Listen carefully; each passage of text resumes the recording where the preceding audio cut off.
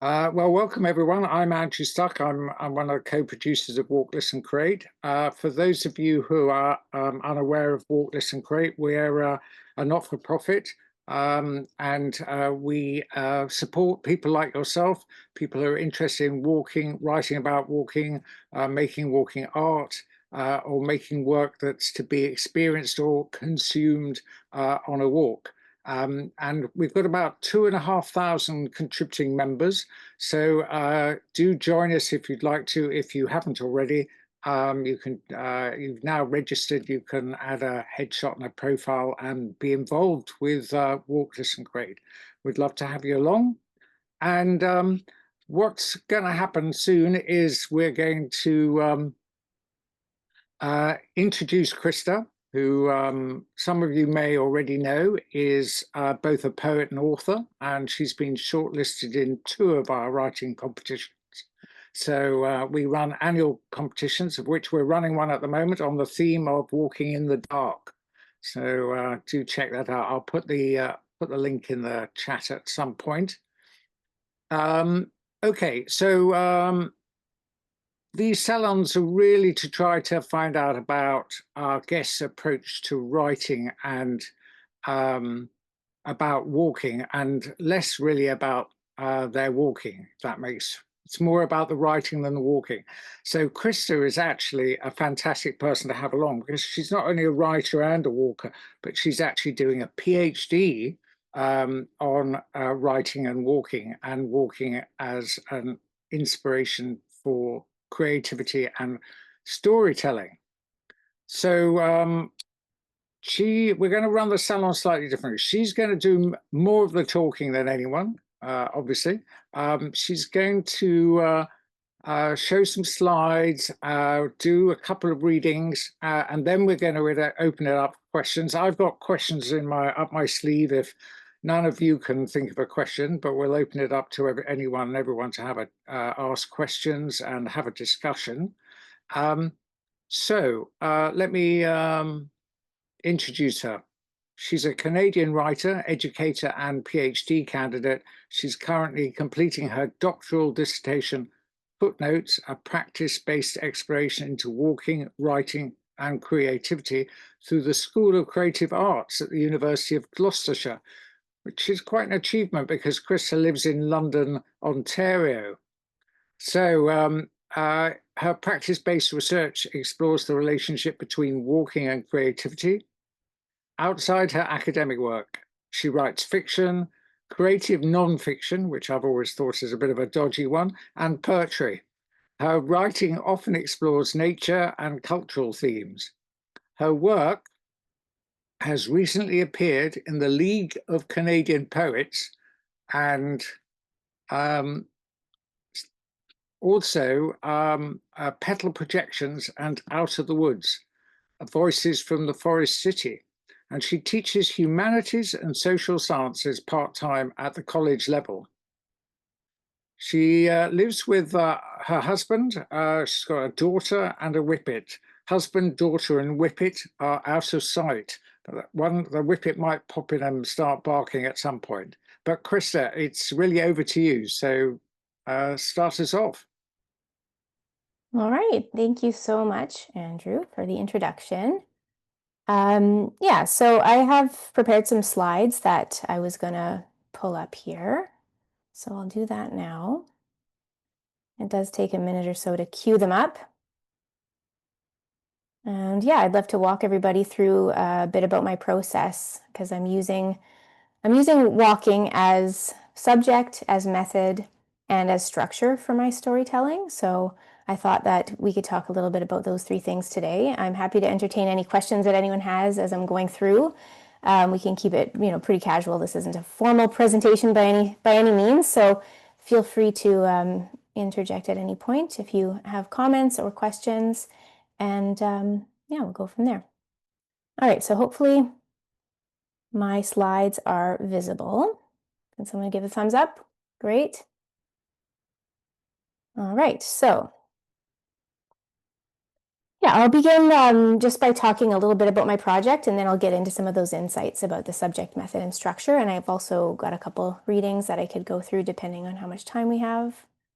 So in terms of my project, Andrew already mentioned the title of it, and that I'm undertaking this as an overseas student from Canada. So because it's a practice-based PhD, I'm creating a book-length work that's happening alongside a critical reflective component. So each informs the other in sort of a feedback loop. And one of the biggest challenges I've had is figuring out the way that those two pieces work together. I think now that I'm entering in fourth year, I've sort of got it.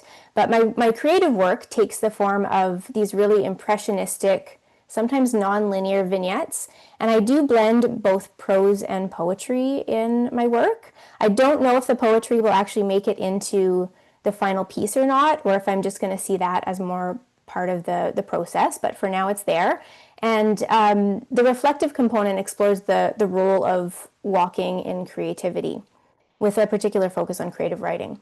So together, these two components are sort of working on each other. And through both the prose and the poetry part, I'm tracing a larger journey. So I'm moving through academia as I'm writing about this. So I'm talking about navigating precarity as both a student and also a longtime adjunct in the Ontario college system, and also just grappling with uncertainty, that theme of uncertainty more broadly.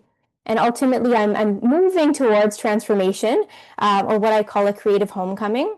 I'm still essentially writing the end of my story, so I hope that's where it ends up, but that is essentially the plan for it. I'm kind of in those final stages now of writing the book. And yeah, a bit about where I walk. I live and walk in London, Ontario, and I just wanted to begin by acknowledging that much of the land that I traverse is the traditional territory of the Anishinaabeg, the Haudenosaunee, the Lenape-Walk, the Huron-Wendat, and the Neutral peoples. And it's home today to the Chippewas of the Thames, the Oneida Nation of the Thames, and the Munsee Delaware Nation. So I just wanted to honor their ongoing connection to this land as well before I get going into it. All right, so in terms of insights, yeah, I mentioned that I have those kind of three distinct ways that I use walking, and it's really surprisingly versatile in the ways that these things can be applied. But I sprinkled a few just sort of minute-long reflections throughout, so you can kind of have a moment to pause and consider possible applications in your own writing or other creative projects as well. So feel free to take notes if that's helpful for you. And like I said, if you have comments or questions at any point, please feel free to jump in. And I'll also leave time at the end for Q&A. So first one is walking as subject. So yeah, walking as subject. So I guess I could start by talking a little bit about why walking in the first place. Like many, I found that walking took on a bigger role in my life during the pandemic. It was then that I began to notice in a more conscious way the ways that it was useful in my writing process, because at the time I was working on an MA at the University of Gloucestershire in creative and critical writing. And as I read more deeply, I was especially inspired by women walking writers and how they quite literally walked, but also wrote themselves into spaces and genres that historically had excluded them. So that influence really led me to explore walking more deliberately. And it's kind of the path that I've taken into the practice-based PhD. So for me, walking is often an antidote to the anxieties that come with uncertainty. So it's unsurprising that many people, I think, latched onto that during the pandemic like I did. But it's a way to sort of release, frenetic energy. There's something very grounding about placing one foot after the other. Sometimes when I don't know what else to do, I walk. It gets me out into the world, and I'm very lucky that at least in my corner, things usually look a bit less bleak than they do on that tiny screen in my palm. And I think there's also a kinship too. I'm not the first to note the similarities between walking and writing, that kind of step by step, word by word, moving across the page and through the landscape, that slow and that steady progression. And I think I find some comfort in that. So that's kind of the rationale as to what brought me into that. But in terms of bringing it in as a subject, the phrase walk and talk, now this is interesting because I think there's some bias in this group here. I think, we all have some interest in walking, but I have heard that term, at least in some writing circles, be used in sort of a pejorative sense. Fiction being criticized for maybe not doing hard enough work if it's just a walk and talk. Maybe the prose isn't doing enough, or that it's lazy or indulgent in some way. I suspect that in this room, at least, we can agree that that's, an oversimplification and maybe even bordering on some sort of blasphemy. But I think that there are so many walkers who embrace this sort of walk and talk approach as a narrative structure, and they really use that reflective space to establish setting and kind of scene and world building, and also to foster character and even movement through plot as well. So, we see in travel writing, nature writing, memoir, and beyond, there's ways that walking is used as a subject. And it provides a really natural and grounded sequence for thoughts and experiences to unfold. We're able to see the world through the writer's eyes, so we're dropped immediately into their sensory experience. So yeah, we're able to see this very immediate and intimate relationship with the natural world, or whatever world they're traversing through. And I think especially now in our changing climate, I think that seems more important than ever. Not only as a means of bearing witness, but also cultivating deep relationships to place and documenting what is here right now. So I expect that walking stories will become increasingly significant in our changing world. And of course, there's also the metaphorical potential too. So there's rhythms, digressions, there's obstacles. These things can map really neatly into the shape of a story, or even into a life. So yeah, that's some of the reasons why I think that walking has been really useful in a subject sense. We could reflect on what can walking be a metaphor for? What does the walk mean to you when we go beyond the literal? And I don't know if anyone wants to pipe in, either in the chat, or if you want to enable your voice function, you're welcome to do so.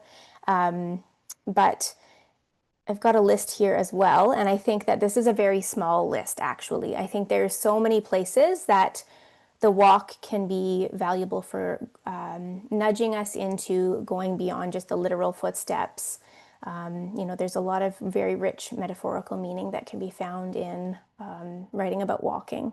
So these are just some of them. Now, I did see somebody in the audience had the word Finland in there. I don't want to single anybody out, but I noticed that there was somebody maybe from Finland in the audience there, and I thought that was interesting that I included the word sisu in here as roadblock. I have Finnish heritage myself, and it just sort of means this sort of inner fortitude in the face of some kind of hardship. It doesn't necessarily translate exactly to English, but just wanted to give a shout out there. Yeah, so yeah, I don't know if anyone had anything to add about other ways that walking could be used, but yeah, these are some of the big ones that I thought were really quite useful. Okay, so of course, yeah, walking about writing, it can blur the line between fact and feeling. So, it's not just the path or the gravel that's underneath the foot. It's also memory, it's metaphor. Sometimes it can be almost mythological. And yeah, there's all sorts of things that can be done here. So yeah, that's one of them. And then the next one is something interesting that I do. This one is, I don't know what else to call it. For now, I'm just calling it prepositional walk writing. It might sound deceptively simple. If you think back to elementary school grammar lessons, when we learned about prepositions, those small but mighty words that show the relationship between a noun or a pronoun and the words in the rest of the sentence. Where something is in relation to something else when it happens, or how. I remember it being taught in the example of a squirrel in a log. So things like the squirrel scurried toward the log, the squirrel dashed through the log, the squirrel ran from the log, that type of thing.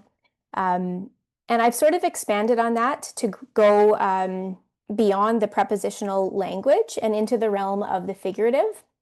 so that we can ask compelling questions of ourselves, but also of our characters' bigger intentions and motivations. So if you look at these examples here, she stepped toward the base of the mountain. So just by that language, we see that she is seeking something. She's not running away. She's facing something head on just by with that word toward. Does the mountain represent something more? So we can really nudge it forward quite simply. She walks through the deep, dark woods. She's in the thick of something. She's navigating. What obstacles does she meet? How does she overcome them? What else in her life might be like the deep, dark woods? Walking among, there's a sense of kinship there. What qualities do they share with wildflowers? What does the field represent to them? And then beside, so it's like a sense of companionship. What kind of companion is the stream? What kind of companion is the woman?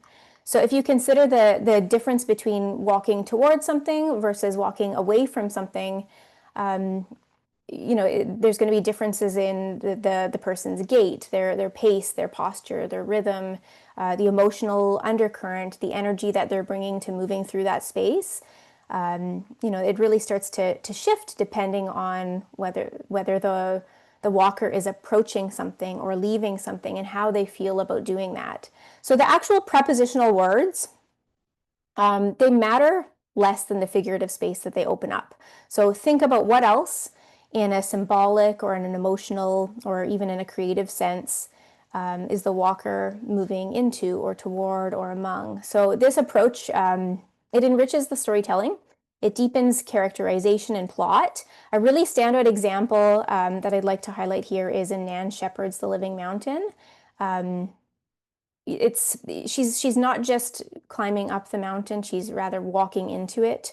And Robert Macfarlane writes a really beautiful introduction to The Living Mountain. And there's a couple quotes that I wanted to highlight here. So she tramps around, over, across, and into the mountain rather than charging up it. The pilgrim contents herself always with looking along and inwards to mystery, where the mountaineer longs to look down and outwards onto total knowledge. And so it is that her book investigates the relationships that exist between the material and the metaphorical mountain. So yeah, that's been really valuable for me, is just thinking about not just the words, the prepositions, but how that can have some deeper meaning. And some of the ones that I find especially rich for walking writing are these ones here, but that's just me. Basically, I think that this sort of prepositional walk writing can help us to explore both the literal and shape character and plotting in some case, but move into that kind of more figurative space. So it can guide where the story goes and also how it unfolds. So you might ponder, what are you walking from? What are you walking towards? Who or what are you walking with? Yeah. All right. Okay, I'm just seeing in the chat, yes, walking and encounters. Interesting. Yep. And how about repetition and return to a place?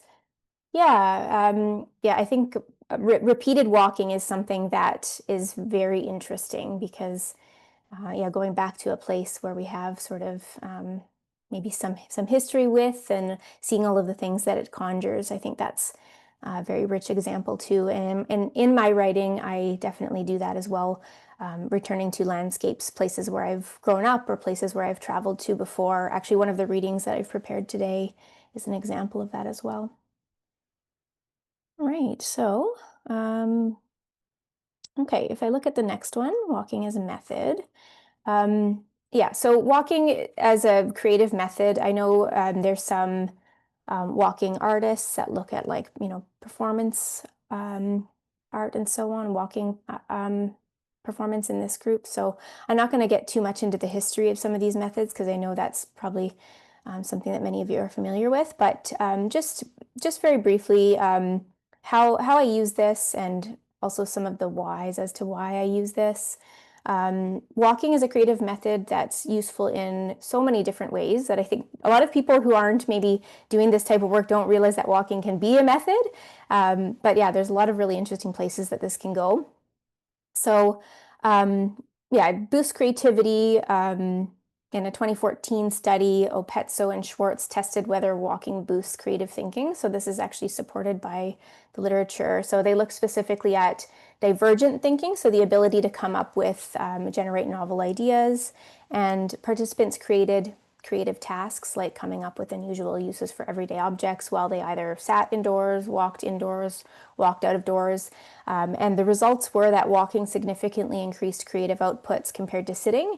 And interestingly, the boost in that kind of creativity, that divergent thought, happened both indoors and outdoors. So they were able to decide or understand how movement itself and not just the scenery made the difference. So ideas flowed more freely while the participant was walking. So it supported the notion that physical movement can unblock thinking. And there was also a residual effect too. So the creative boost carried on for an interim period after the walk. So it's useful to go out for a walk and experience the creativity that walk is bringing about. But also when you go and sit down to write, shortly after, you're still reaping the benefits of that walk. So that's one of the reasons. But yeah, some of the methods that I use are just site-specific walking. So in today's digital age, there's so many different ways, so many different tools that we can use to explore from our desk, whether it's, things like going for a walk on Google Street View or, dipping into BBC sound effects archives. Lots of tools out there, but nothing quite beats the walking in situ. So moving through real environments, whether it's a built environment or the natural environment, we can gather that material in real time. So we can rely less on memory and more on immediate observation, whether it's geographical features, spatial relationships, architecture, the way that the light looks different at different times of day. And I found that night walking in particular is an interesting way to kind of alter perception. So there's different walks that you can do. And so at night, you're kind of reducing the reliance on sight, and therefore you're heightening other senses, and the soundscape becomes really rich at night, and sort of you're in this really strange space. So I find that sometimes night walking is something that I've been doing in the last year that's been helpful.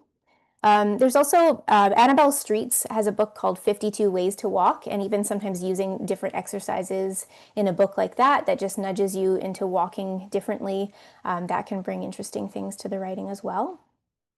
And then, of course, psychogeography. So just for a lack of time, I won't get into the history of that, but it does have a rich kind of history in applications for activism, art, and even kind of political stuff. So that is something that I use. I lean more on the site-specific walking when I want really kind of immersive, concrete details and that immediate observation.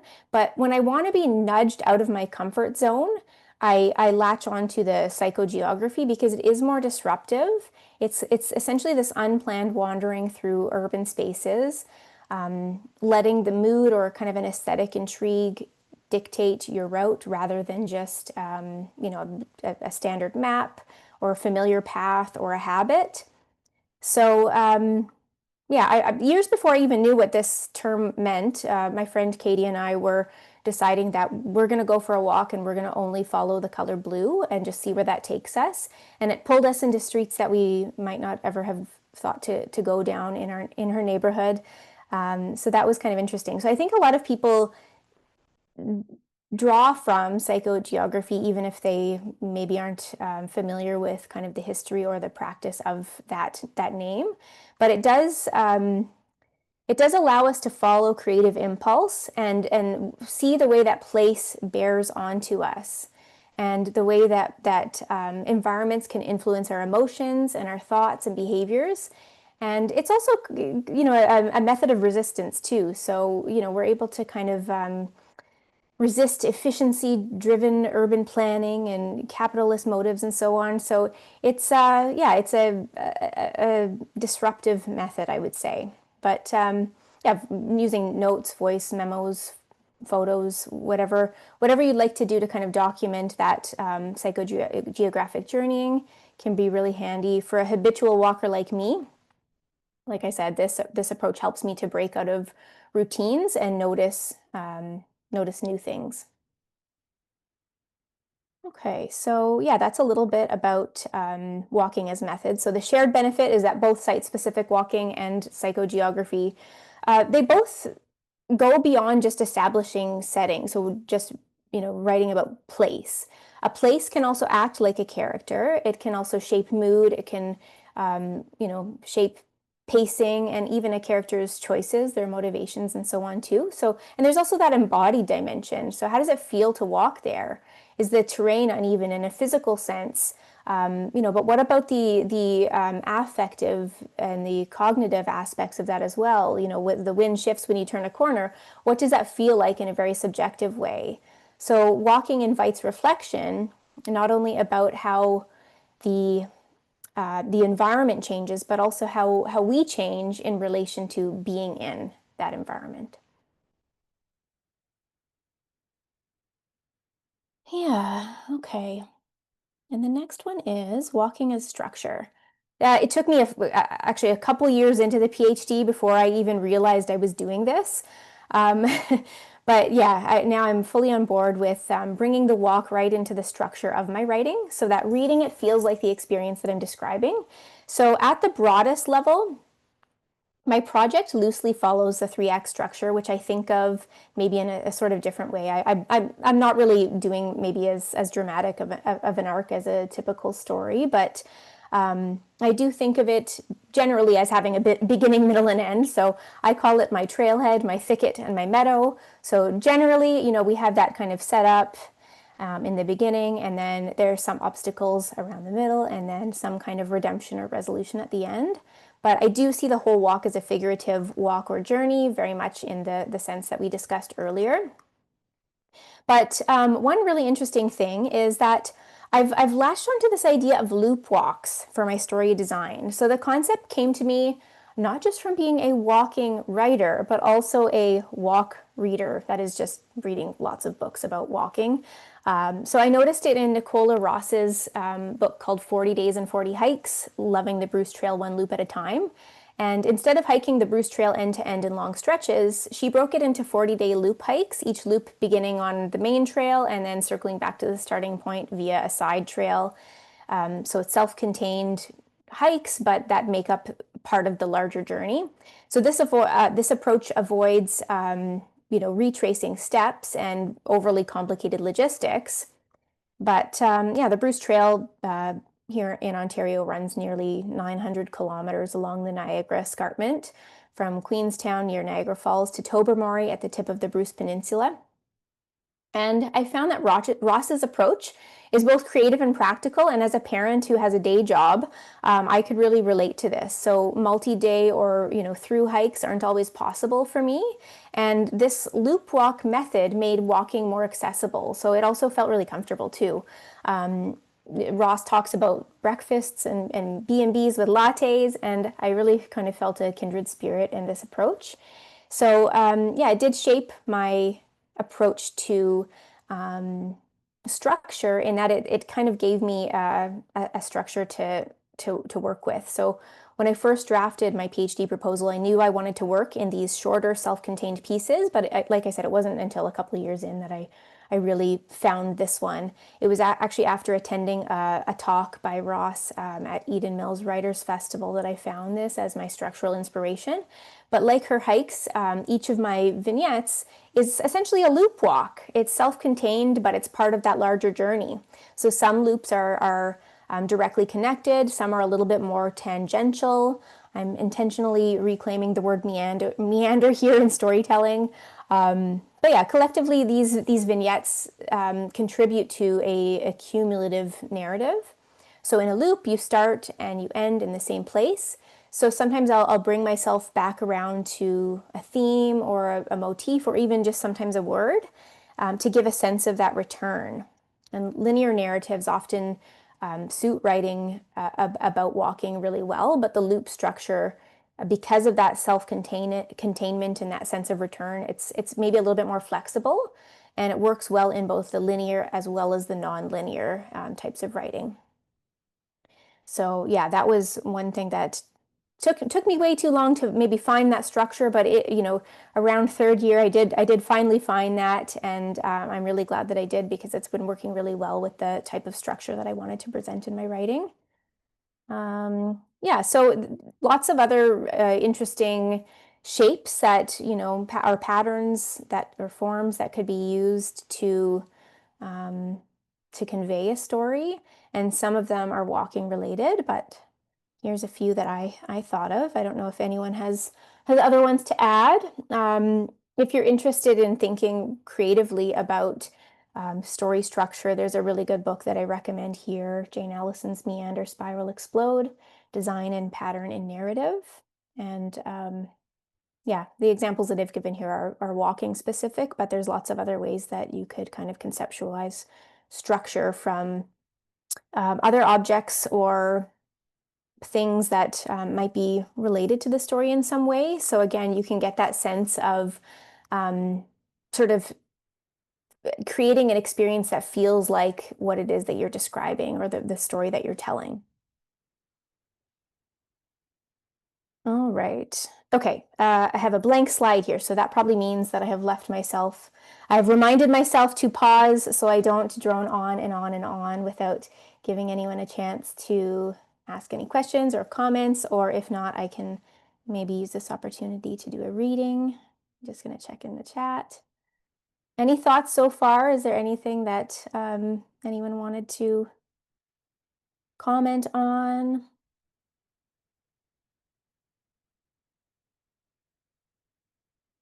Okay, I will do a reading then, if that sounds good. So the first reading I have, just to give a little bit of context, at the very beginning of my PhD journey, I went over to the UK for my MA convocation, and I spent a few days in London. So in this excerpt that I'm going to read, I'm on a walking tour of Bloomsbury. And I go back and forth in time a little bit here, because again, there's sort of that repeated walk that I mentioned would come up in this piece. Lengthening shadows accompany our tour group to Tavistock Square. Familiarity, vague as mist, settles upon me, disorienting at first. A statue, Gandhi, sits cross-legged atop stairs and a mound-shaped pedestal. I've seen this, of course. I've been here. I recall a photograph, this statue, over 10 years ago when I'd visited London for a conference. Newly at London's King's Cross, St. Pancras, after a red-eye flight, my first solo transatlantic journey. Painted "Look left" and "Look right" road signs yelled at me, and likely saved me. Early for check-in, I stored my suitcase at the hostel. I drifted to an expansive, if unattractive, red brick building, which signage informed me was the British Library. So modern. After my bookish morning, I re-emerged into afternoon's blaring sun for more mapless meandering, until I found myself in a blooming square, fiery flowers, offerings of small potted plants adorned the base of the plinth, memorials to Gandhi. Remembranced, stitched with new perceptions, layers palimpsest. Now I stand on a leaf-strewn path in Tavistock Square, grounded, jolted, with a sense of place and bearings. We pass a bust of Virginia Woolf, blank-eyed and spectral, almost to the point of caricature. On to Gordon Square, amidst the gentle murmurs of rosy-cheeked passerbys and the low hum of traffic, generalities of city life. Our tour pauses for a brief orientation to the building where many of the Bloomsbury group resided. I'm distracted, thrown off by something, just there, hanging on a fence spear. A hat? A lost garment some Samaritan found and put there, of all places? This isn't where I expected my focus to be. Ridiculous, my thoughts misplaced like the hat. Surely my mind should be ravished by the presence of Virginia Woolf's ghost, infused with her immersive focus, both exact and wandering. People pass by. Despite pin-tucked manners, they are, I imagine, annoyed by our sidewalk congregation. Fading sunlight nudges us along with its chill as if cued. One last look. What were the rooms like then and now? Spring dripped outside the undergraduate classroom. My English professor lectured about the Bloomsbury group and introduced us to genius loci, spirit of place. I fell in love with her descriptions of the unconventional, irreverent materiality, the aesthetic of the Bloomsbury places. Do you know what I mean by threadbare? She asked the class, and then explained anyway. Back at home a year later and 1 year into my PhD, a November wind brings an evening indoors. I close A Room of One's Own. Finished, but is it ever really? Dash, my whippet, warms my toes from his spot across the sofa. His dark, shining eyes catch mine. Thin, haywire threads burst from sofa seams thanks to years of wear and tear and his robust digging instinct. Threadbare, I say aloud, and think of my old professor's words as if they were a spell I'm still figuring out. Thoughtful, I stand, awake to the movement of time, the spark of place, what's changed and what hasn't. I shelve the book alongside the vanilla-colored pages of Mrs. Dalloway.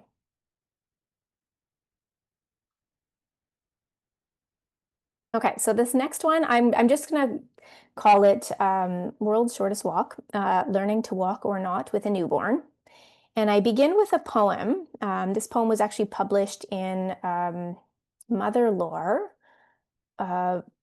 issue 2, page 17, edited by Genevieve Beach. So the poem is called Observations on Change and Joy. A lone icicle hung from the corner of our roof amidst the swift swirling of gentle flurries. We woke to a plush coating of downy fresh snow. It was just then winter and all had changed. Her ear was so small and soft, I wondered how she could exist at all in such sweet, tiny perfection. With womb-like movements, she waved her hands like she was casting her spell in the world. And she was. Okay, it's February, and I am in love. My days, hours, weeks, months are given to learning Lilith's coos and squeals, to studying her sparkly eyes. After the winter solstice, every day I check the weather app for reassurance of the subtle stretching of daylight by a couple minutes each day, as if warmth and sunshine will save me. We are cooped up. My voice takes the quality of a Disney princess for speaking in high-pitched baby talk all day. My anxiety has also achieved new heights. I carry my baby downstairs only if I must. I avoid driving with her if I can. I am depleted. I am a wreck. The world has shrunk to the size of my house, my room. Sometimes I take solace in the comfort of children's books, those expansive paper worlds. Other times, even that beloved ritual goes sideways. Like when I find myself judging my dearest Beatrix Potter for using presently altogether too much, or when I quietly critique Mrs. Rabbit's confident, nurturing, laissez-faire, free-range approach to parenting as being so very different to the intensive brand of parenting today. I know Margaret Wise Brown's Goodnight Moon by heart from reading it each night. The room in the book and my own bedroom are cozy, sure, but what to do when my own room starts feeling more reminiscent of Charlotte Perkins Gilman's The Yellow Wallpaper, when it's all closing in on me? I need to do something, take charge, starting today, starting with a walk. Just a small loop. It's 2 degrees Celsius outside, the sun is out, it will do us some good. Does Lilith want to go for a walk, I ask, bright and sing-song. Agoo, she says. I'll take that as a yes. The parents' attempt at putting on Andrew's snowsuit and Robert Munch's I Have to Go. It has 5 zippers, 10 buckles, and 17 snaps. It took them half an hour to get the snowsuit on, is only a slight exaggeration for how my own experience goes with getting us ready. With Lilith's car seat fixed into the stroller base, I push the buggy forward on my driveway. She looks up at me with full faith. I smile at her, ready to take on the day. That is for 4 seconds until the stroller wheel catches on a chunk of ice at the end of the driveway. My gaze follows the patches of ice chunks and slush that extends from the end of my driveway along as much of the road as I can see. My smile fades. Can I carry on through? The wheels swivel and jam. It's jerky and bumpy and all around not working. I curse the lack of sidewalks, unsure if that would help anyhow. Lilith has a furrow in her tiny brow. There will be nothing smooth about this stroll. Frozen in defeat, tears roll down my face until it breaks open into a sob. A neighbor drives by as she pulls into her driveway. She waves. I wave back, sniffling. Having taken my baby on possibly the world's shortest walk, I turn us around and deposit us back into bed for more stories.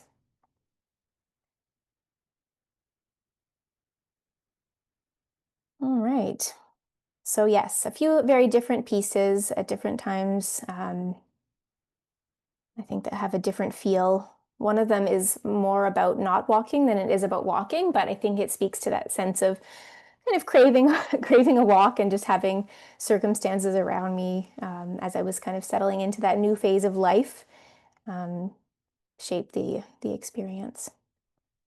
All right, so I see questions coming through. Which came first for you? Did you begin writing poetry or prose? Was it always a combination?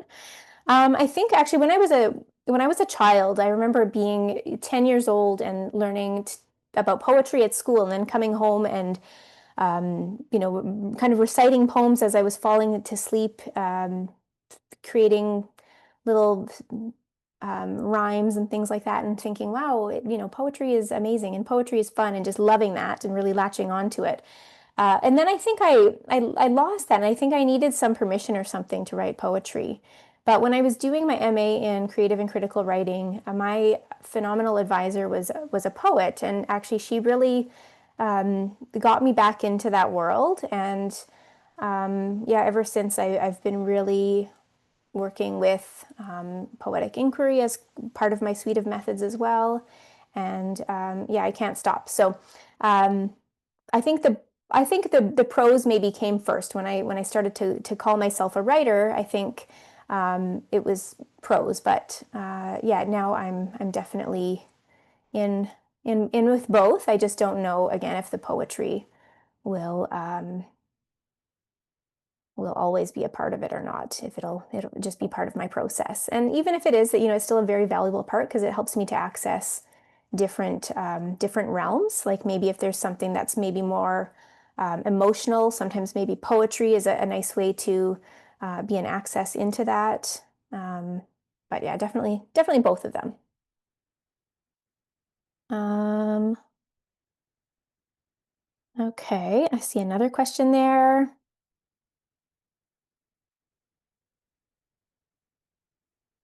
Yeah, about literary theorists who have re-examined Western literature from the angle of movement, pilgrimage and Christian influence on narrative structure.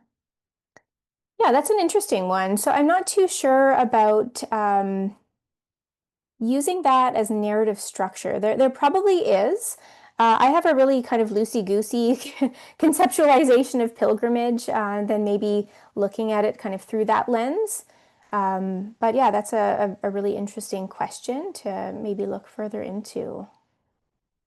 Um, yeah, I don't have any particular recommendations for that one, but yeah, there are a lot of books that do use the pilgrimage as the narrative structure.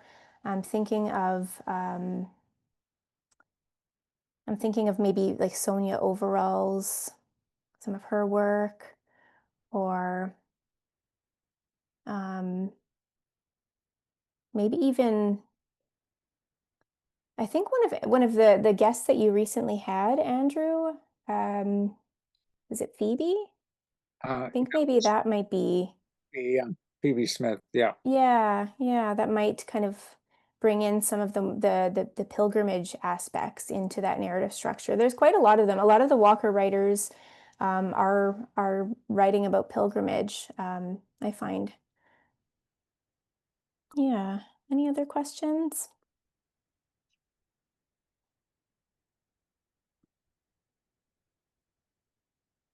Yeah, Barbara, I see a hand waving there. Yeah, I'd rather just ask the question than write it Sure. down. Yeah.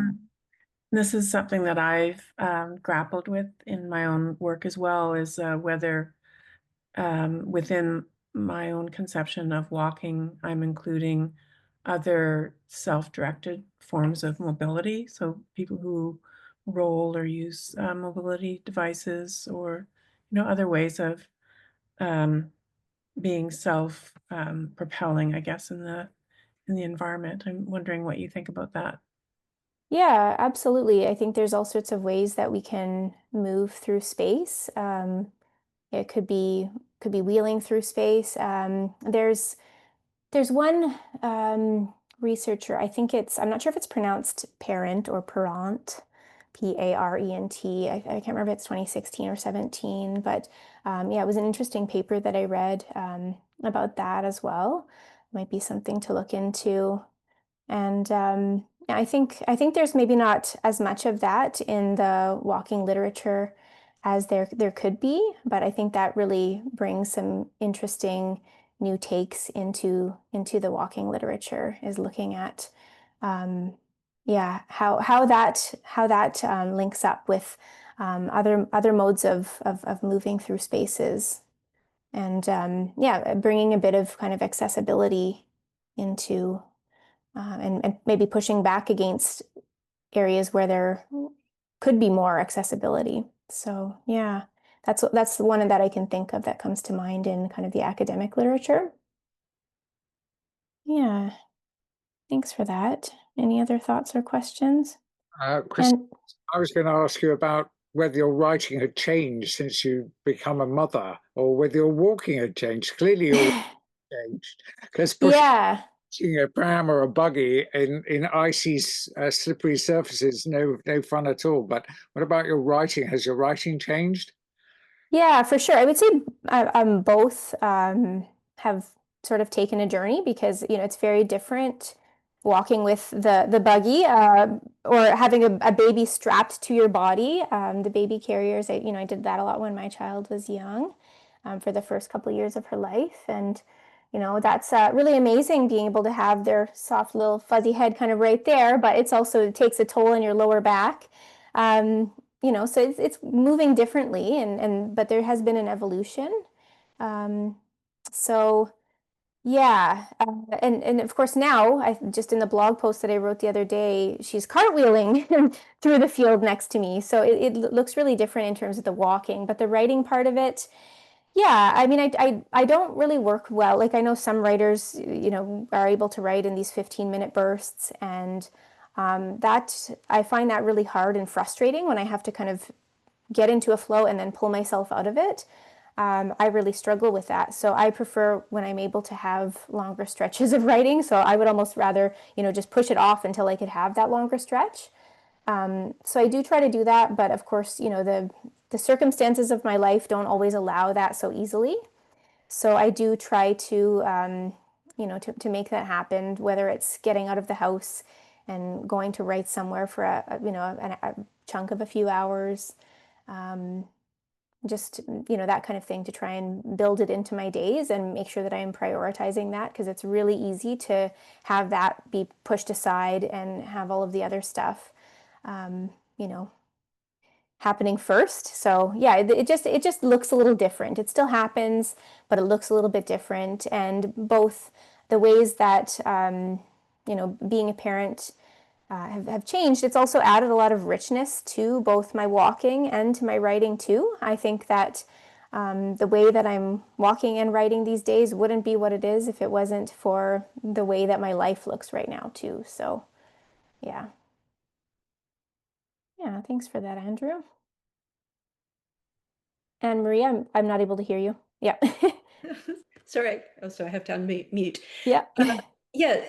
I was just wondering, with the writing that you're studying, are you looking mostly at non-fiction writers who use walking, or are you looking also at fiction writers as well? And how is that, affecting the way you walk? Yeah, that's an interesting one. I think I've mostly been working with nonfiction, but I've been reading pretty broadly. So I will say that I'll look at fiction stuff as well. But yeah, mostly it's been nonfiction, and especially I'm very impressed by the breadth of contemporary nonfiction writers who are doing the walking writing. And like I said, the women walk writers have been a tremendous inspiration to me. Around the time when I started to think about this project, I really noticed a proliferation of that type of work showing up onto the scene, and I see that it's even just in the past few years since I've been doing this, it's proliferated even more. So I think that's really encouraging to see more voices into that space, and to see more diversity coming through as well. Because I think for a long time, walking accounts looked a certain way, and there was a lot of voices that just simply weren't included in that kind of canon. So yeah, yeah, I find it really encouraging. And like I said too, I think that this is only going to be more significant. That's my prediction, is that we'll see more of this, and I think it will get more attention that it rightfully deserves because of the ways that it allows us to cultivate a relationship with place and with the environment and yeah, I mean, maybe I'm a little bit biased. Maybe all of us in this room, we tend to like the walking, writing stuff. But yeah, I do see that there has been more of it lately. Probably Andrew knows, a lot more about that because he's really in touch with all the walker writers. But that's what I've observed. And yeah, I've been mostly working with looking at the nonfiction. But, of course, I look at some fiction stuff as well because sometimes there's fiction accounts that look at that use walking as part of some of the ways that I've mentioned today as well. You mentioned going for a walk in Bloomsbury, and I wondered, I presume you had read that piece by Virginia Woolf, where she talks about going to buy a pencil. And I always like that because I always come up with little missions, when I'm not doing some like weekend walk that goes for a long way. It's like during the workday, how do I break up my day? And it's like, can I come up with a mission? Like maybe I need to get some more photocopying paper, or it's like I'll plan and I'll break up my tasks throughout the day so they're manageable, and I'm not going to be away from my desk for too long, but it gives me a chance to go out and see what's happening out there on the street. Yeah, absolutely. And I mean, that's a great way to, yeah, I always need to uncrumple myself from my chair. Yes. So yeah, having a little task. In Canada, in North America, we're very much a car culture. Yeah. So yeah, I think just finding a way to have a little practical task. It's not always possible, especially kind of if you're in a suburban area, which I am. But I am really lucky that I can walk out of my door, and there's some good trails around where I live. And it takes me, if I want to walk downtown, like if I wanted to go to a restaurant or something like that, I could actually do it. It takes about 40 minutes. So it's very much doable, and I really enjoy that walk where it has kind of that purpose at the end, whether it's a very small task that I've sort of created for myself. It feels like a little mission to go and, walk 15 minutes to go put that envelope in the mailbox to send a letter to my grandma, that kind of thing. I very much like that as well. I mean, it's kind of ironic, I think, that you think that when you're going to, I mean, I used to live in Australia, and you think you're in some leafy suburb or something that you might be walking more. But I found when I lived in the outer suburbs of Sydney, you kind of felt like a weirdo walking around on the street. Nobody walked. Everyone was driving to the supermarket, even though you could walk there in 20 minutes. So if you walked, you were literally often the only person on the street, and it made you feel a little, a little bit strange. Whereas I quite like the anonymity of walking around London because, everyone's walking really. I mean, there's people walking to the tube or, and there are people in cars, but, I think we're walkers, we're in the majority in London. Whereas I felt very kind of exposed in a sense, being the only person walking, in suburban Sydney with just cars whizzing past all the time. I'm presuming it's a bit like that in Canada where you are. Yeah, for sure. In some places, like there's a certain degree of kind of these unwritten rules of acceptability about where we can and can't walk. And I think that psychogeography is kind of a way to maybe push back against that and in that really disruptive sense. But yeah, maybe that's why I also really like walking in the other London as well, because yeah, it's just such a walkable place. If I'm not, almost getting clipped by a car that's coming in a direction that I didn't expect it to come, then then it's very enjoyable. But yeah, I would say that there are a lot of places where in Canada it does feel weird to be walking. But I think that's a really interesting, like, I mean, a PhD is kind of a space to get really experimental and kind of push at the boundaries of things too. So, now is a time for me to be exploring that and thinking about that more than maybe the average person would. But I think that, yeah, there are certainly places where you feel weird walking, you feel out of place walking there. It's not meant for that. That's not what the space was designed for. It's designed for, usually some commercial interest. So yeah, I share a similar experience with that. Weirdly, if you kind of put on Lycra and some headphones and like pretend you're jogging, it's kind of more acceptable than just having a walk. Yeah, yeah. I mean, that's suburban Sydney. I've really only been to the center of Toronto. I haven't kind of walked in the outer suburbs that much. But Mm. yeah, there's a weird thing about the frameworks with which you could walk your dog. That would be acceptable. So you've got to whip it, so that would be fine. Fine. But Yeah, yeah, the dog took me here, right? We can blame the dog. yes. Yeah, yeah, yeah, absolutely. Yeah, that's an interesting point for sure. Okay, so we're getting pretty close to the time we need to close up. So it'd be great if there's a couple, one or two more questions. In the meantime, I'm just going to ask you, Krista. I've cheated a little because Krista has sent me more of her written work than you guys have heard her read. So I'm just going to read out a couple of sentences she wrote and ask her the tough question that comes to it, which is she writes, "The hard parts of a walk have something to teach me about life. On days like today, I'm reminded that those tough patches only last so long. A walk is a journey that delivers me back to myself." So I don't know, which question shall I ask you? Go for it, Andrew. Whatever you must. Character do you become on a walk? I mean, you say the walk delivers you back to yourself. So what do you become a completely different character on a walk? Well, I think that we're all creative or inherently creative beings. So, whether it's neoliberal agendas or capitalism or trauma or whatever is sort of getting us down or moving us away from being our most creative or our most authentic selves. I think that walking has like given me access to that really grounding space that's moving me into this sort of creative homecoming that I'm trying to get at. So it means finding a way back into that space. So for me, it's a practice in playfulness. It's joy. It's meaning making rather than just productivity or survival.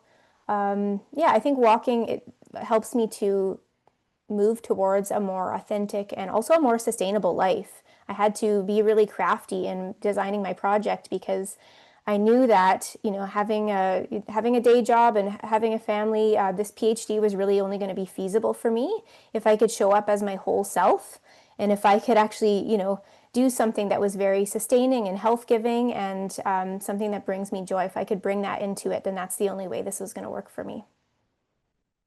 Okay, no, that's great. Okay, so is there any other question? Because we're sort of, Sorry, can I step in because it really plays on what you just said, Andrew? yeah, please do. Yeah. So, and this is also related to why I was asking about pilgrimage and Christianity, because that whole quote, and it seems your whole approach to me embodies this method of the walk as personal revelation, Mm.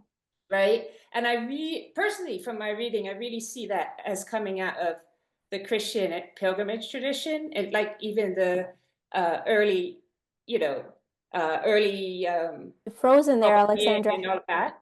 But especially if you haven't, I really recommend reading some early Japanese travel writing, like Basho's Road to the Deep North, because it's different. They go on a long walk, and it's not about personal revelation. It's about a very different kind of experience of the landscape and nature, which is also enriching and revelatory and connecting you with the nature, but not in this very, I think, Western personal redemption kind of way. And I realized like that's kind of what I was trying to get at in my written question. And Andrew's quote was perfect, actually, as an example of, I think, what is going on in your writing and many other Western writers' writing. Yeah, looking at it through a different lens. Yeah, no, thank you for clarifying. And that's a really good recommendation as well, Alexandra, is yeah, looking at it, maybe kind of shifting the cultural lens a little bit and seeing just maybe how the purpose of the walk is conceptualized and what might come out of that. Yeah, I can see how that would link up with that one quote from my piece for sure, and maybe my answer to that question as well. Thank you for that. Thank you, everybody, for all of your contributions. I'm always very excited when I could have time and space to talk about walking. Not everybody is quite as excited as we are to get to talk about these things. Surprise, surprise, believe it or not. So yeah, thank you so much for giving me space to be able to talk a little bit about the work that I'm doing, and to hear from some of you folks on what you think of that and some of the things that you're doing as well. Maybe if you want to keep in touch, I can be found. I'm on LinkedIn, and I just started a Substack. It's pretty new, but I do plan on developing that a little bit more in the coming months. It's at Krista Carson Creates, or sorry, at Krista Carson Writes. Oh my goodness. And then I also have a website, kristacarson.com. So I can be contacted that way if anyone wants to keep in touch. Great. Okay. Well, look, Krista, a really big thank you for entertaining us, enlightening us, educating us, maybe, inspiring us. I think definitely is the case. So, come along and join us online again. Keep writing and walking. And Krista, you have the last word. Yeah, I just want to say thank you so much for having me here, Andrew, and for creating a space for walkers of all types, and today for walker writers. So thank you so much for having me.